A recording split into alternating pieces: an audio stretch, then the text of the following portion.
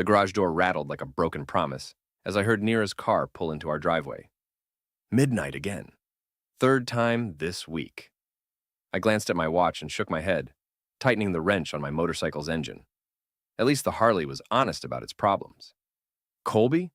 You still up? Her voice drifted through the house, sweet as artificial honey. I wiped my hands on an old rag and stepped into the kitchen. There she stood, my wife of 16 years, looking like she'd stepped out of a magazine shoot. Her auburn hair was perfectly tousled, makeup still flawless despite the late hour. The only tell was the lingering scent of expensive cologne that definitely wasn't mine.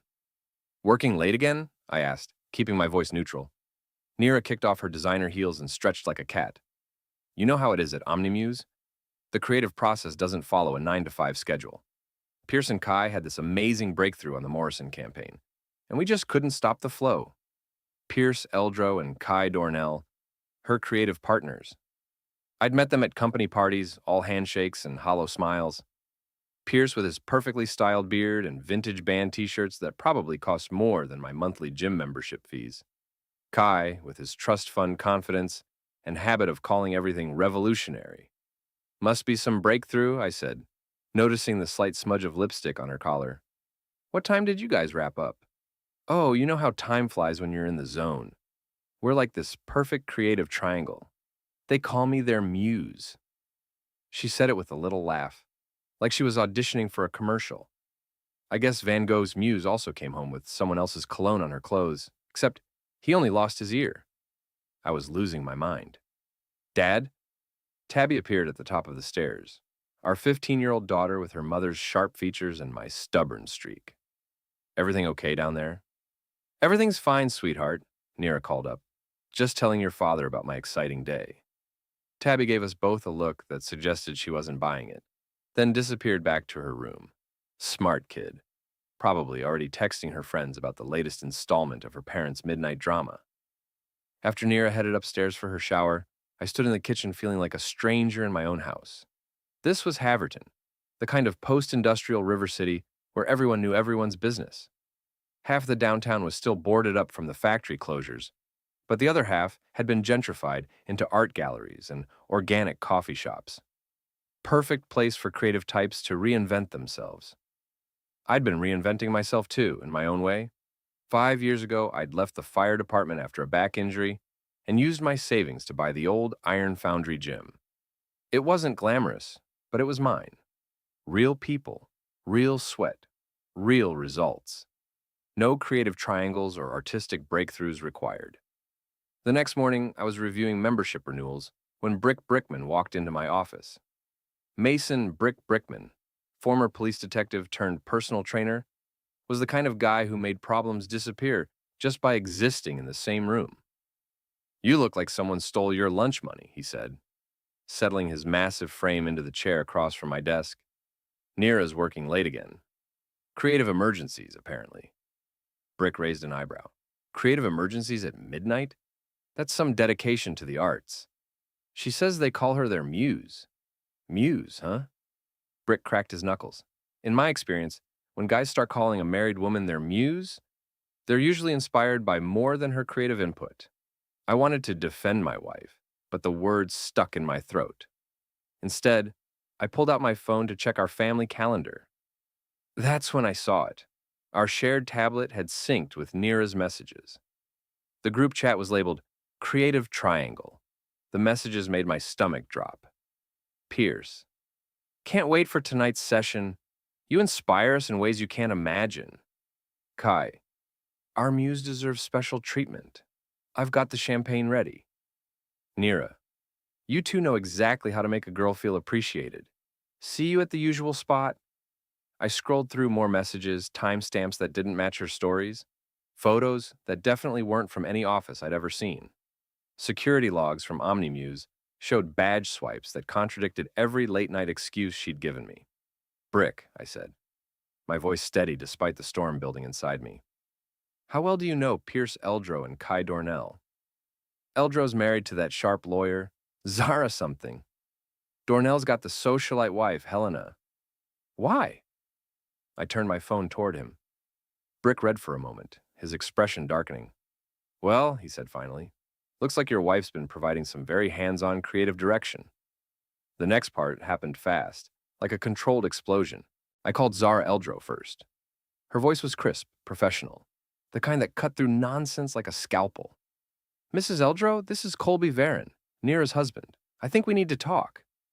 30 minutes later, I was sitting in a coffee shop downtown with two women I barely knew, sharing the kind of evidence that destroys marriages.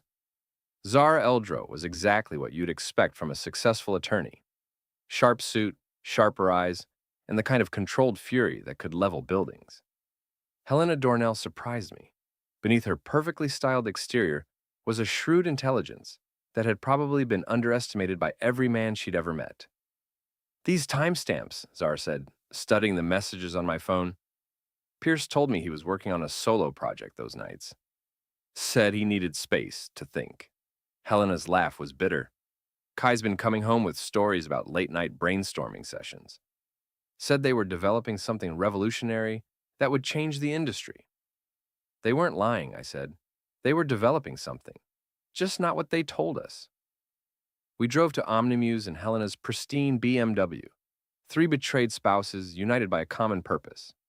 The building was one of those converted warehouses that screamed creative space, exposed brick, industrial lighting, and enough artistic pretension to choke a gallery curator. If this was a movie, I muttered as we parked, we'd crash through the lobby and catch them in the act. In reality, we're probably going to stand around looking pale and awkward while they explain this away. But as we approached the glass entrance, we could see lights on in the main conference room. Silhouettes moving behind frosted glass. The security desk was empty, convenient for people who needed privacy for their creative sessions. Zara had her phone out, recording everything. Helena was taking photos.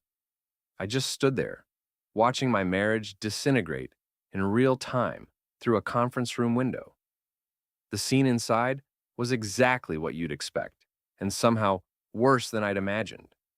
Nira wasn't just their muse. She was their entertainment, their inspiration, their after-hours amenity. The creative triangle had angles I'd never considered. Got enough evidence? I whispered. More than enough, Zara replied, her lawyer instincts in full gear.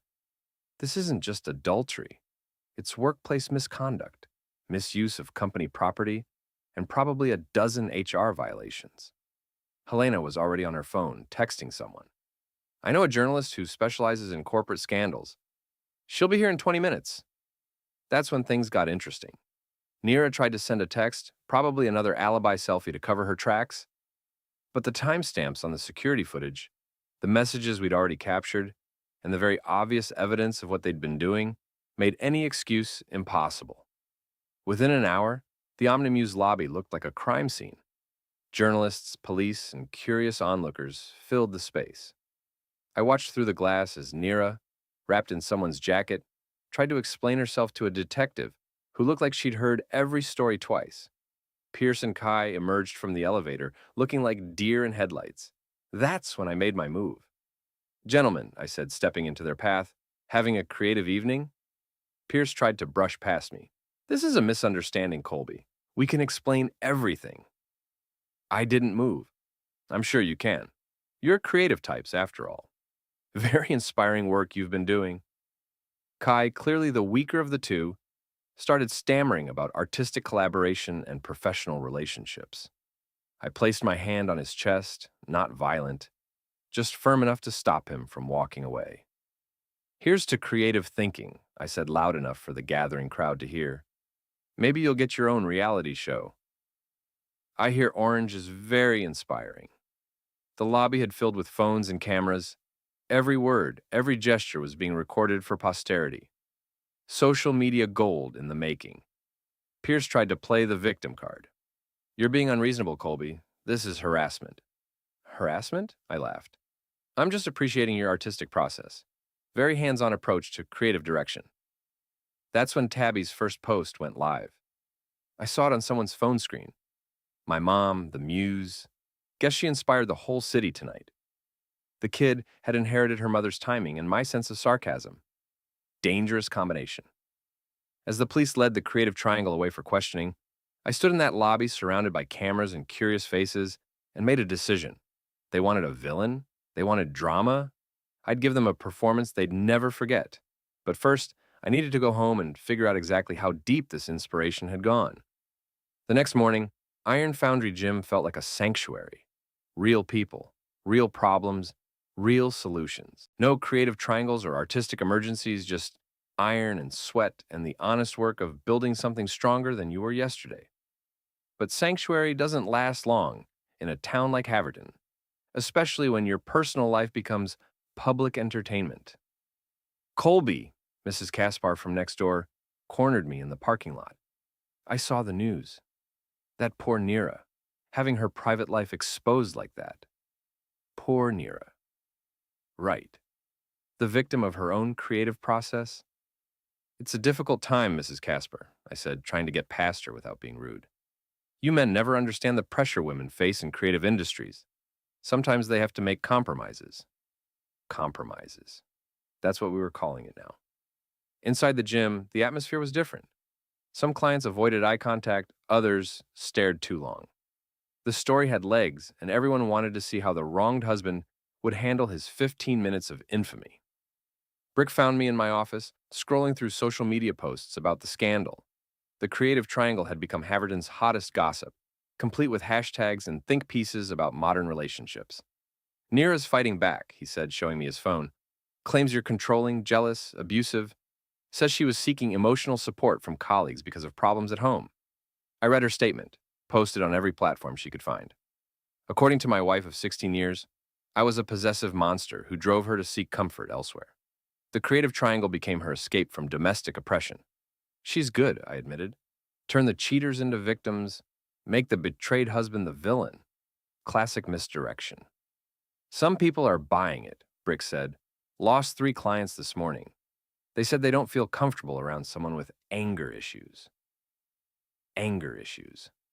Because discovering your wife's extracurricular activities and exposing them publicly was apparently a character flaw.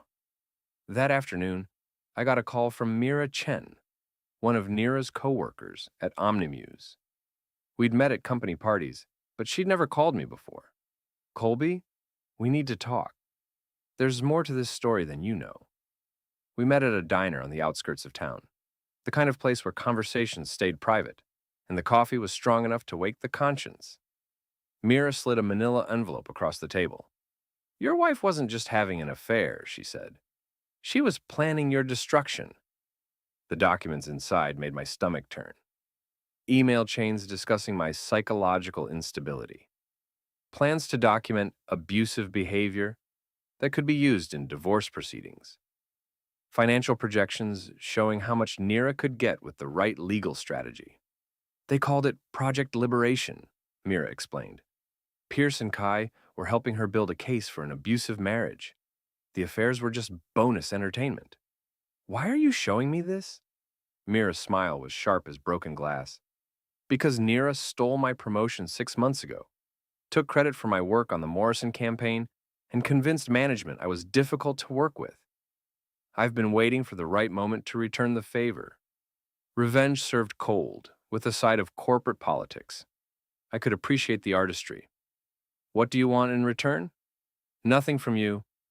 Watching Nira's world collapse is payment enough. I studied the documents, seeing my marriage from a completely different angle. Every late night, every creative emergency, every moment I'd questioned my own sanity, it had all been part of a larger plan. There's more, Mira said, pulling out her phone. Audio recordings from their planning sessions. Turns out the conference room wasn't the only place they got creative. The recordings were devastating. Nira's voice clear and calculating, discussing how to document my aggressive behavior and emotional instability. Pierce and Kai offering suggestions, treating my destruction like another creative project. We'll need incidents, Nira's voice said. Things we can point to as patterns of abuse. Colby's got that firefighter background. We can play up the trauma angle, make him seem unstable. What about your daughter? Kai's voice asked. Tabby's 15, old enough to testify about her father's behavior if we frame it right. That was the line they shouldn't have crossed. Planning to destroy me was one thing. Involving my daughter was something else entirely. I looked across the table at Mira, this woman who'd just handed me nuclear weapons disguised as manila folders. They have no idea you're sharing this? None. They think I'm on Nira's side, helping with damage control from the scandal. And you're willing to testify to the authenticity of these recordings? Absolutely. I recorded them myself. I gathered the documents and stood up. Mira, you might have just saved my life. Don't thank me yet, she said. Thank me after you've used them. That evening, I sat in my garage with the evidence spread across my workbench like blueprints for demolition. Project Liberation was about to become Project Retaliation. But first, I needed to make a few phone calls. The next phase required precision. Emotional satisfaction was tempting, but strategic thinking would be more effective. I'd learned that much from 20 years of marriage to a woman who planned everything 3 moves ahead. First call went to my lawyer, Janet Morrison. Not the most creative name for someone handling the Morrison campaign fallout, but life has a sense of humor about these things. Janet, I need to move fast on asset protection, and I have some interesting evidence to share. How interesting? The kind that turns a messy divorce into a slam dunk. Second call went to Detective Lila Griggs, who'd handled the initial investigation at Muse. She was the type of cop who appreciated thorough documentation and airtight cases. Detective, I have additional evidence related to the Muse incident. Audio recordings that suggest premeditated fraud and conspiracy. Bring them in. If they're authentic, this case just got a lot more interesting. Third call was the most important. Helena Dornell answered on the first ring. Colby, how are you holding up? Better than expected. Listen, are you and Zara available for coffee? I have updates on our mutual problem. An hour later, we were back in the same diner where Mira had handed me the keys to my wife's kingdom. Zara listened to the recordings with the focused intensity of a surgeon, while Helena took notes like she was planning a military campaign. This changes everything, Zara said when the audio finished. This isn't just adultery anymore. It's conspiracy to commit fraud, perjury, and probably extortion. Helena was already on her phone. My journalist contact is going to love this. Corporate scandal becomes criminal conspiracy? That's front-page material. Wait, I said. Before we go public, I want to handle a few things privately. The beauty of having evidence is that you control the timing of its release. Nira, Pierce, and Kai were operating under the assumption that their planning sessions were secret. They had no idea their entire conspiracy was documented and ready for broadcast. I started small, called Muse's parent company, and shared the recordings with their legal department. Within hours, all 3 conspirators were suspended pending investigation. Nira's attempts to play victim suddenly looked less convincing when corporate lawyers got involved. Next, I visited Kai's luxury car dealership. His father owned the business, and family reputation mattered in their social circle. I didn't slash tires or key paint jobs. I did something worse. I shared the audio recordings with his father. Mr. Dornell, I thought you should know what your son has been doing with company resources and family money. The conversation was brief. By evening, Kai's social media accounts were deactivated and his trust fund was frozen pending family review. Pierce was trickier. His reputation was built on creative integrity and artistic vision. Hard to maintain that image when audio recordings reveal you plotting to destroy someone's life for entertainment. I sent the recordings to his biggest clients, along with a simple note, thought you should know about Pierce Eldro's creative process. 3 clients terminated their contracts within 24 hours, but the real masterpiece was still coming. That weekend, Haverton hosted its annual River Arts Festival. Normally, I'd skip the pretentious celebration of local creativity, but this year felt different. This year, I had something to contribute to the artistic conversation. The festival featured a main stage where local artists shared their work and vision. Pierce had been scheduled to speak about authentic creative collaboration before his recent legal troubles. The spot was still open. I called the festival organizer and volunteered to fill the gap. I'm Colby Varon, I said. You might have seen me in the news recently. I'd like to share my perspective on creative partnerships and authentic collaboration. Mr. Varon, I'm not sure that's appropriate given the current situation. I think the community deserves to hear all sides of the story, especially the authentic parts. The festival organizer agreed, probably hoping for drama that would boost attendance. She had no idea how much drama I was prepared to deliver. Saturday afternoon, I stood on the main stage looking out at a crowd of Haverton's creative class. Artists, writers, musicians, and the kind of people who used words like authentic and transformative without irony. Good afternoon, I began. I'm here to talk about inspiration, creativity, and the difference between art and performance. In the crowd, I could see Nira with her supporters, probably expecting me to embarrass myself with some bitter rant about betrayal and revenge. Instead, I told a story. 6 months ago, my wife and her creative partners began an ambitious project. They called it Project Liberation. It was going to be their masterpiece, a complete transformation of reality through careful planning and artistic vision. I had their attention now. The crowd sensed something bigger than a typical festival presentation. The project involved detailed character development, careful documentation, and a complex narrative structure. They created recordings, gathered evidence, and built a compelling story about domestic abuse, psychological instability, and the need for liberation from an oppressive relationship. Murmurs rippled through the audience. Some people were reaching for their phones. It was brilliant work, really. Creative, thorough, and completely fictional. They documented planning sessions, discussed strategy, and even involved other family members in their artistic vision. I pulled out my phone and connected it to the sound system. I'd like to share some of their creative process with you. Consider it a behind-the-scenes look at contemporary collaborative art. The first recording played across the festival grounds, Nira's voice clear and calculating as she discussed fabricating evidence of abuse. The crowd went silent, then restless, then angry. I played 3 more recordings, each one more damaging than the last. By the time I finished, Nira and her supporters had disappeared from the crowd. That's authentic collaboration, I concluded. When people work together to create something that serves their vision, regardless of who gets hurt in the process.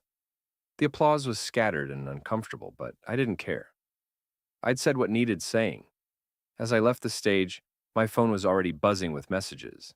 The recordings were being shared, discussed, and analyzed across every social platform in town. Project Liberation had become Project Exposure, and the creative triangle was about to discover what happens when the audience sees behind the curtain. The festival recording went viral within hours. Not just locally, the story of the Creative Triangle's conspiracy reached regional news, then national blogs, then social media platforms, where justice-hungry audiences dissected every detail. Nira tried damage control, claiming the recordings were taken out of context, that she'd been joking, that I'd manipulated the evidence somehow. But audio doesn't lie, and context only made her words more damaging. Pierce and Kai went silent, their lawyers probably advising them to avoid any public statements. Smart move, but too late to matter. The real fallout came Tuesday morning when Detective Griggs called with an update. Colby, we've reviewed all the evidence you provided. The district attorney is filing charges for conspiracy to commit fraud, perjury, and filing false police reports. Your wife and her partners are looking at serious legal consequences. What kind of consequences? Felony charges, possible prison time, definitely career ending for all 3 of them. I should have felt satisfied, but mostly I felt empty. 16 years of marriage reduced to evidence folders and criminal charges. That afternoon, Tabby came home from school with red eyes and a defiant expression. Everyone's talking about it, she said. About Mom, about you, about everything. I'm sorry you're caught in the middle of this. Are you really? Her voice was sharp, angry. Because it seems like you're enjoying destroying Mom's life. I sat down across from her, trying to find words that wouldn't sound like justification or self-pity. Your mother and her friends were planning to destroy my life, Tabby. They were going to use you as a witness to testify about abuse that never happened. They recorded planning sessions. where they discussed how to manipulate you into supporting their story. She stared at me, processing information that no 15-year-old should have to handle. I never would have testified against you. I know, but they thought they could convince you to, and they were willing to try. Tabby was quiet for a long moment, then asked the question I'd been dreading. What happens now? Now we figure out how to move forward. But moving forward proved complicated. Nira's legal troubles made her desperate, and desperate people make dangerous choices. Thursday evening, I was closing up the gym when Pierce Eldro appeared in the parking lot. He looked like he'd aged 5 years in the past week, unshaven, hollow-eyed, wearing clothes that suggested he'd been sleeping in his car. Colby, we need to talk. I think your lawyer would advise against that. My lawyer fired me. Can't afford the retainer anymore. Pierce stepped closer, and I could smell alcohol on his breath. You've destroyed everything. My marriage, my career, my reputation.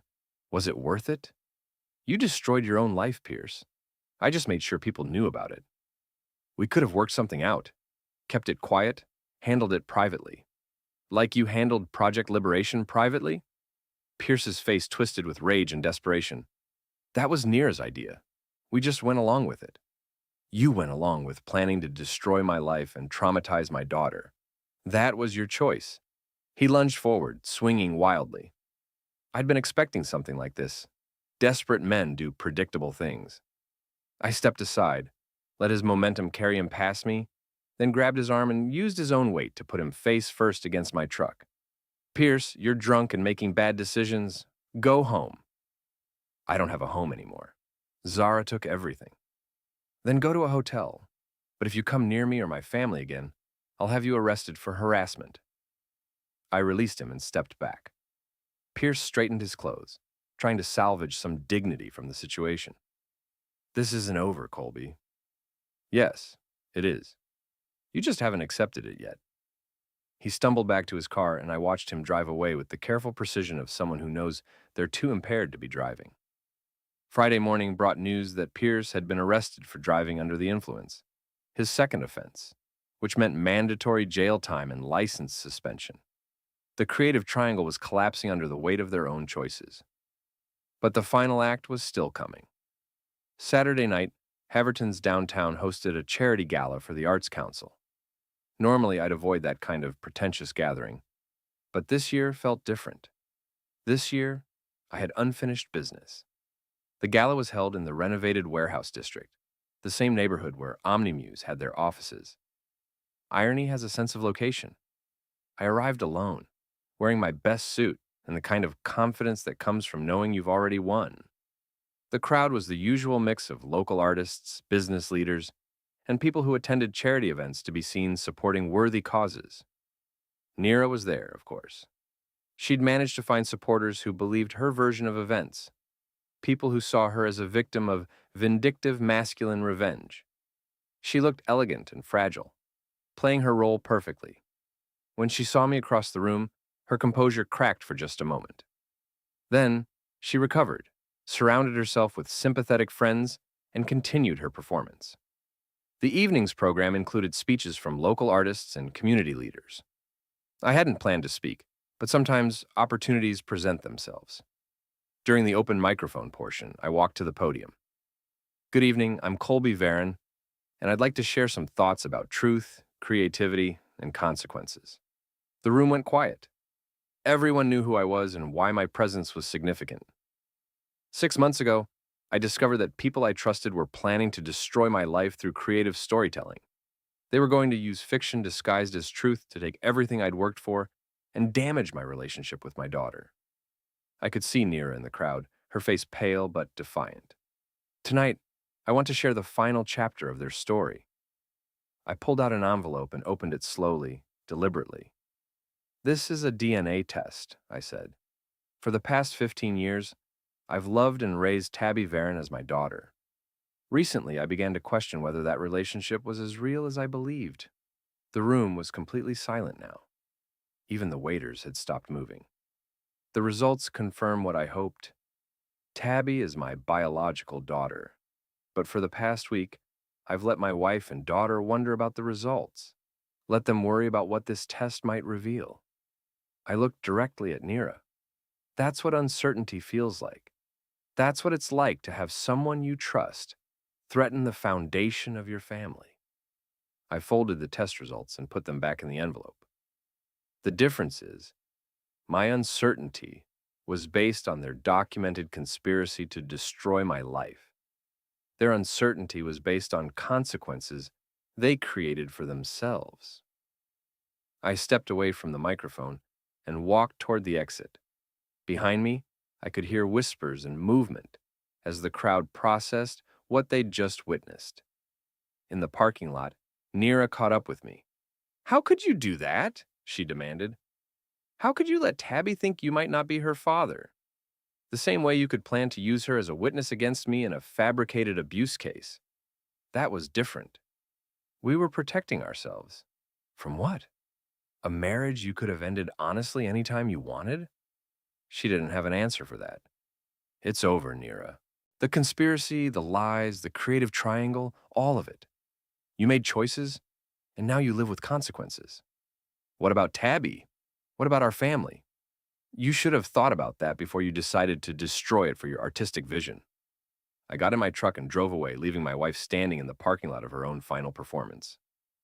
6 months later, Pierce and Kai were serving prison sentences for conspiracy and fraud. Nira had accepted a plea deal that included probation, community service, and restitution payments that would keep her financially struggling for years. Muse had folded, its reputation destroyed by the scandal. The creative triangle had become a cautionary tale about the difference between inspiration and manipulation. Tabby and I were rebuilding our relationship, learning to trust each other again after months of uncertainty and public humiliation. She'd started working part-time at the gym, discovering that real strength comes from honest effort, not creative storytelling.